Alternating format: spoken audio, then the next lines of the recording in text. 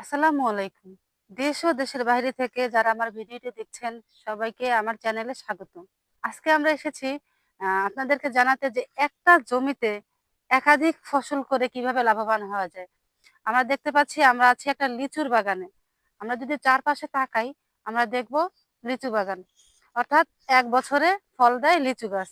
সেই লিচু বাগানে যদি আমরা তার পাশাপাশি আরো কিছু চাষাবাদ করি তাহলে আমাদের হয় কি সারা বছরের কিছু আর্থিকভাবে লাভবান হওয়া যায়। তাহলে আমরা দেখি এই একটা লিচু ক্ষেতে কত প্রকারের ফসল আবাদ করা আছে। ১ম এ যদি আমরা তাকাই দেখতে পাবো এখানে আছে মূলা।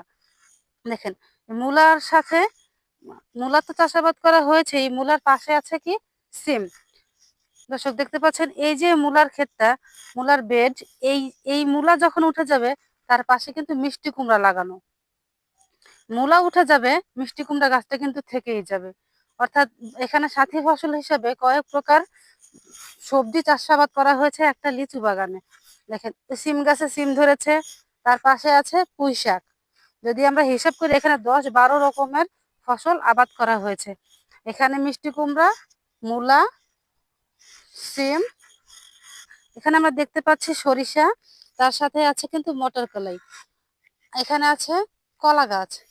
আমরা যদি আরেকটু এদিকে তাকাই এখানে কি দেখতে পাচ্ছি এখানে হলুদ লাগানো।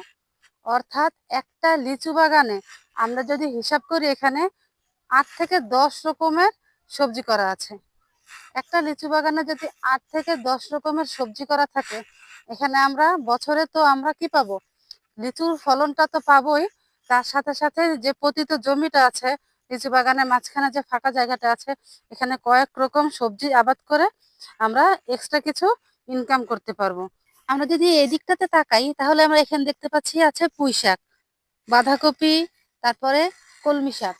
আরেকটু যদি আমরা সামনের দিকে তাকাই তখন আমরা কি দেখতে পাচ্ছি এখানে কিন্তু লাল শাক বোনা হয়েছিল, ওইটা উঠানো হয়ে গেছে।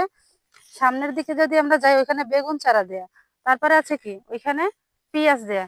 তো দেখতে পাচ্ছেন দর্শক একই জমিতে কত রকম সবজি আবাদ করে নিজেদের পারিবারিক পুষ্টি চাহিদা তো পূরণ করছেনই, সেই সাথে কিন্তু আর্থিকভাবেও লাভবান হচ্ছেন।